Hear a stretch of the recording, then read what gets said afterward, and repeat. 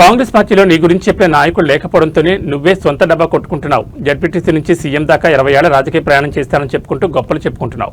నీ గురించి నువ్వు చెప్పుకోవడం తప్పు కాదు, కానీ కేసీఆర్ గురించి చులకనగా మాట్లాడితే ఊరుకునేది లేదు.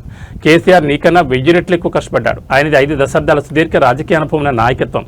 కేసీఆర్ సొంతంగా పార్టీ పెట్టి సీఎం అయ్యాడు. ఎన్నో ఏళ్ల తెలంగాణ కాలం నెరవేర్చిన నాయకుడు కేసీఆర్. నీలా అప్పుడప్పుడు చంద్రబాబుకు, ఇప్పుడు రాహుల్ గాంధీకి బానిసగా ఉండే రాజకీయాలు ఆయన కావు.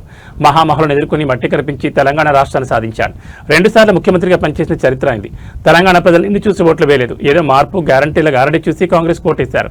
నీది వాపే తప్ప బలుపు కాదు. 2034 దాకా నువ్వే సీఎంగా ఉంటావా? 2.5 ఏళ్లలోనే ప్రజలు నీ పాలనలో నరకం చూస్తున్నారు. ఇంకా నిన్ను భరిస్తారా?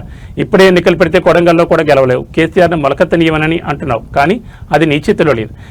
ఈ నేల నీ జాగీర్ కాదు, విత్తనం నీది కాదు బిడ్డ. కేసీఆర్ మహావృక్షం లాంటి నాయకుడు, నువ్వు దాన్ని కదిలించలేవు. బీఆర్ఎస్ గురించి పెద్ద పెద్ద మాటలు ఆపి ముందు కాంగ్రెస్ పరిస్థితి చూసుకో. అది ఇప్పటికీ చచ్చిపోతుందో. కాంగ్రెస్ను దెబ్బకొట్టి మళ్ళీ మొలకెత్తకుండా చేసే శక్తి నువ్వే బీఆర్ఎస్ పార్టీకి చావులేదు. కేసీఆర్కు తిరిగే లేదు. మింగలేక మంగళవారం అన్నట్లు నీ పాలన వైఫల్యాలు కప్పించుకోవడానికి కేసీఆర్పై బీఆర్ఎస్పై పిచ్చి పిచ్చి ప్రేరేపణలు చేస్తున్నావు. సూర్యచంద్రుడు ఉన్నంత వరకు బీఆర్ఎస్ ఉంటుందని అన్నారు.